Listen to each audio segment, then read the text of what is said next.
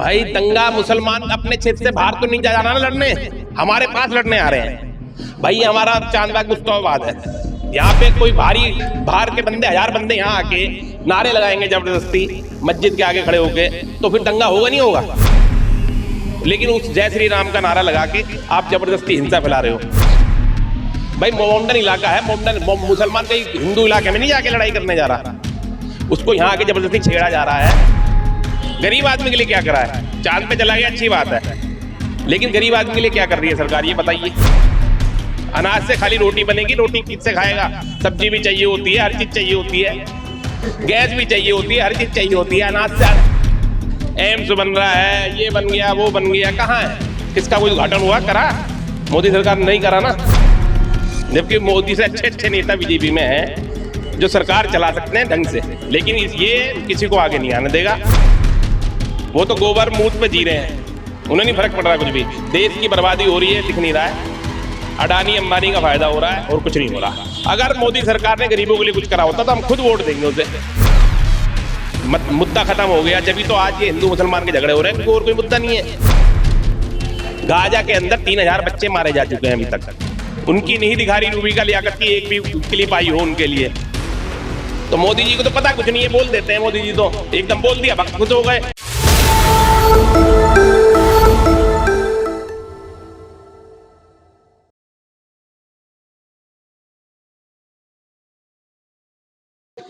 आदाब, नमस्कार, सत श्री अकाल। मैं इम्तियाज रोहतासी और आप देख रहे हैं मेरा चैनल इंडिया बोले हल्ला बोल, क्योंकि सच सुन सच बोल। इस वक्त हमारे साथ हैं यूसुफ पठान भाई। आज हम इनसे बात करेंगे कि 2024 में जो इलेक्शन होने वाला है उसमें इनकी क्या राय है और ये क्या मुद्दा रखते हैं। तो चलिए करते हैं इनसे बात। जी पठान साहब, ये बताइए कि पूरी मार्केट में लोग ये कह रहे हैं कि कारोबार पिटा पड़ा है, लोगों के पास पैसे नहीं, खरीदारी नहीं हो रही है और लोग खरीदने सामान जिसको ले जानता है 1 किलो वो जा रहा 250 ग्राम। क्या वजह है इसकी? भाई वजह इसकी ये, लोगों पे कारोबार है ही नहीं। 2014 के बाद आप देख सकते हैं माहौल क्या हुआ है। 2014 के बाद कोई भी बिजनेस नहीं चल रहा है, सिर्फ हिंदू मुसलमान की राजनीति रह गई है और कुछ नहीं है। रोजगार पे कोई ध्यान नहीं है मोदी सरकार का, ठीक है। जो अपना चल रहा है वो चल ही रहा है, हिंदू मुसलमान मंदिर मस्जिद यही चल रहा है।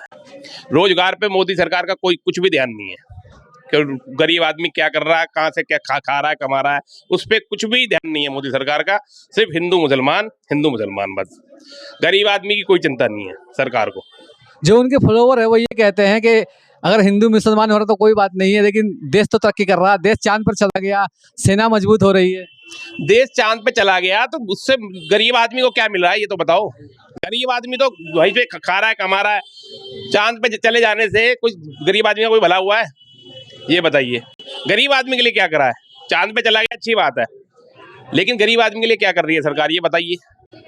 कोई एक ऐसा काम कोई मैं कह रहा हूँ बता दे कि गरीब आदमी के लिए करा है मोदी सरकार ने, तो मैं खुद मोदी सरकार को वोट दूं।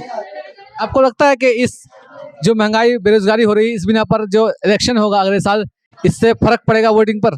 वोटिंग पे तो फर्क पड़ेगा ही पड़ेगा, क्योंकि मोदी सरकार ने कुछ करा ही नहीं है गरीबों के लिए। मैं फिर बता रहा हूँ, गरीबियों के लिए कुछ नहीं करा, किसी के लिए कुछ नहीं करा, सिर्फ बिजनेसमैनों के लिए करा है। अडानी अंबानी गरीबों को लिए अनाज देते रहे, वो अनाज दे दिया, घर दे दिया। आज किसे मिल रहा है भाई? अनाज से कोई गरीब आदमी का पेट भर जाएगा क्या? और भी तो चीजें चाहिए होती हैं। अनाज से खाली रोटी बनेगी, रोटी किससे खाएगा? सब्जी भी चाहिए होती है, हर चीज चाहिए होती है, गैस भी चाहिए होती है, हर चीज चाहिए होती है। अनाज से क्या पेट भर जाएगा गरीब आदमी का? उनके लिए क्या बोलना चाहेंगे जो ये कह रहे हैं कि कुछ भी हो जाए लेकिन वोट मोदी जी को ही देंगे? वो तो भक्त हैं, भक्त तो कहेंगे ही, भक्तों को तो कोई फर्क पड़ ही नहीं रहा है। वो तो गोबर मुंह पे जी रहे हैं, उन्हें नहीं फर्क पड़ रहा कुछ भी। देश की बर्बादी हो रही है, दिख नहीं रहा है। अडानी अंबानी का फायदा हो रहा है और कुछ नहीं हो रहा। अगर मोदी सरकार ने गरीबों के लिए कुछ करा होता तो हम खुद वोट देंगे उसे। भाई हिंदू मुसलमान के अलावा कुछ नहीं करा है। तो आप कहने का जो सरकार ये उद्योगपति की सरकार है? उद्योगपति की तो है ही, गरीब आदमी के लिए करा क्या है? भाई कोई मुझे बता दे गरीब आदमी के लिए ये करा है। भाई गेहूं देने से गरीब आदमी का घर का खर्चा थोड़ी चल जाएगा। यूपी के अंदर मकान भी तो दिए है ना भैया। मकान दे दिए, किसे मिल गए मकान? कहने वाली बात है, सब कागजों पे है, कुछ नहीं है। एम्स बन रहा है, ये बन गया वो बन गया, कहाँ है? किसका कोई उद्घाटन हुआ? करा मोदी सरकार ने नहीं करा ना। सब कागजों पे है, कुछ नहीं है, सब दिखावा है। 24 में क्या हो सकता है? 24 में तो भैया जाएंगे और नहीं जाएंगे तो फिर देश का बेड़ा गर्क और होगा। बीजेपी ये कहती है कि मोदी जी की टक्कर का कोई है नहीं, कोई चेहरा ही नहीं उनके। ये चेहरा जब एक को प्रमोट करोगे, चेहरा दूसरा कोई कर ही नहीं रहे, तो वही आएगा सामने, उसी पे प्रचार चल रहा है।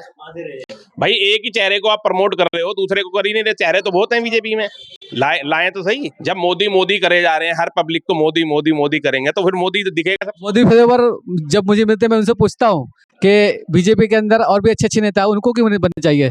भाई मोदी अपने आगे नहीं आने देगा किसी को, मोदी अपने आप को ही प्रमोट कर रहा है, ठीक है, वो किसी को नहीं आने देगा वो। जबकि मोदी से अच्छे अच्छे नेता बीजेपी में हैं जो सरकार चला सकते हैं ढंग से, लेकिन ये किसी को आगे नहीं आने देगा, क्योंकि ये सिर्फ अडानी अंबानी के लिए काम कर रहा है और किसी के लिए काम नहीं कर रहा है। गरीब कह के चाय वाला कह के इस गरीबों की क्या हेल्प करी है इसने? कोई बता दे एक गरीब कि हमारे लिए कर दिया? पूंजीपतियों की सरकार ये चला रहा है और कुछ नहीं कर रहा। तो आपको लगता है कि अगर 24 में गठबंधन सरकार आती है तो फिर ये जो महंगाई पे रोक रहेगा?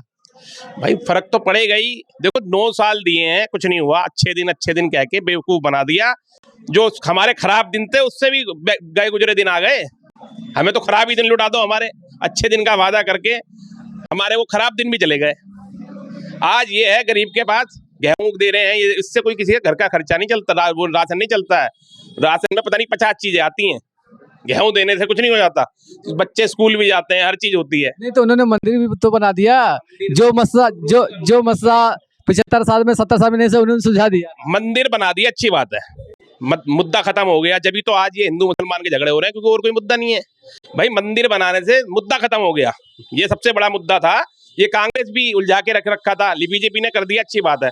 लेकिन मंदिर बनाने से मुद्दा खत्म हो गया है, और मुद्दा खत्म होने के बाद अब ये हिंदू मुसलमान हर जगह हो रहा है। हरियाणा, वो राजस्थान, यूपी देख लो आप, पूरे हिंदुस्तान में देख लो हिंदू मुसलमान हो रहा है। मंदिर बन गया, उसके बाद क्यों हो रहा है हिंदू मुसलमान? कोई जवाब दे, है कोई जवाब देने वाला? वो कह रहे हैं कि हम हिंदुस्तान को हिंदू राष्ट्र बनाना चाह रहे हैं। भाई हिंदू राष्ट्र ऑलरेडी है। ये यहाँ पे हिंदू कितने हैं? 80% हिंदू हैं। उसके बावजूद भाई प्रधानमंत्री हिंदू, मुख्यमंत्री सारे हिंदू हैं, हर बड़ी पोस्ट पे हिंदू है। हिंदू राष्ट्र वैसे ही है भाई। हर जगह मुजलूम, किसी भी बूढ़े बुजुर्ग आदमी को पकड़ के जय श्री राम के नारे लगाए जा रहे हैं, मॉब लिंचिंग हो रही है, ठीक है। हिंदू राष्ट्र तो है ही है, मुसलमानों की कहाँ चल रही है? वो ये कहते हैं कि मुस्लिम राष्ट्र तो बहुत सारे हैं, लेकिन हिंदू राष्ट्र एक भी नहीं है दुनिया के अंदर। हम हिंदू राष्ट्र इसको घोषित करना चाहते हैं। हिंदू राष्ट्र तो है ये, और है ही क्या? बताओ यहाँ चली किसकी रही है? हिंदू राष्ट्र नहीं, वो कहते हैं जमहूरियत है। ये जमहूरियत नहीं है भाई, कहने वाली बात है ये। आप खुद देख सकते हैं क्या चल रहा है देश में। देश में कहीं किसी को, बच्चे को पकड़ के किसी से अल्लाह वो के करवा रहे हैं? नॉन मुस्लिम से नहीं करवाया ना, आज तक नहीं सुना होगा। लेकिन जय श्री राम का नारा जबरदस्ती लगवा रहे हो, जबकि जय श्री राम जो थे वो अहिंसा के खिलाफ थे, उनको हिंसा पसंद नहीं थी। लेकिन उस जय श्री राम का नारा लगा के आप जबरदस्ती हिंसा फैला रहे हो।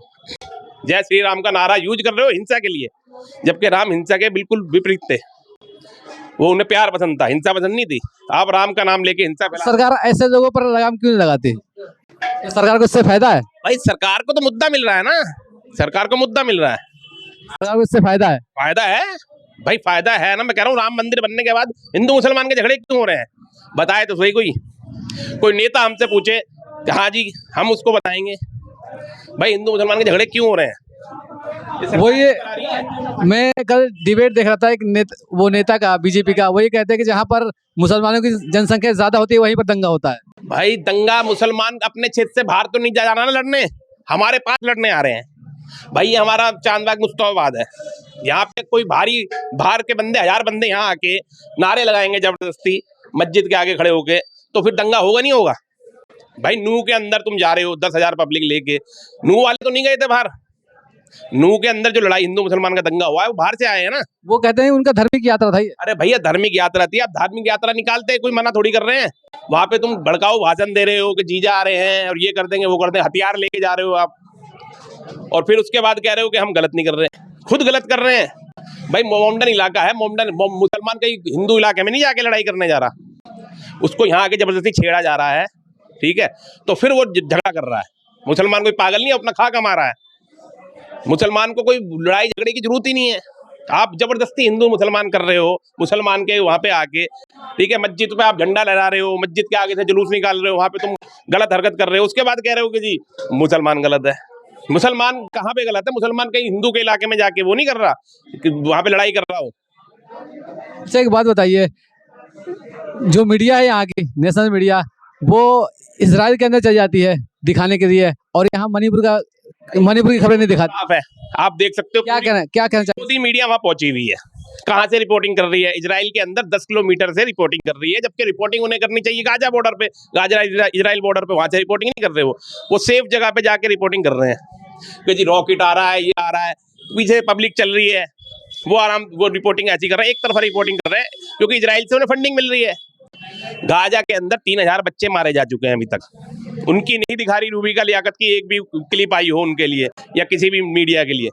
3000 बच्चे मारे जा चुके हैं, रिपोर्ट है अब भी मेरे पास, आज भी मैं न्यूज में देख रहा था।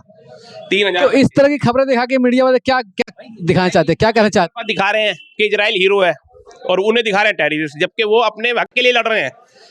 हमास ने जो हमला करा है, चलो जी हम उसे गलत मानते हैं, लेकिन आप फिलिस्तीन पे किस लिए हमला कर रहे हैं?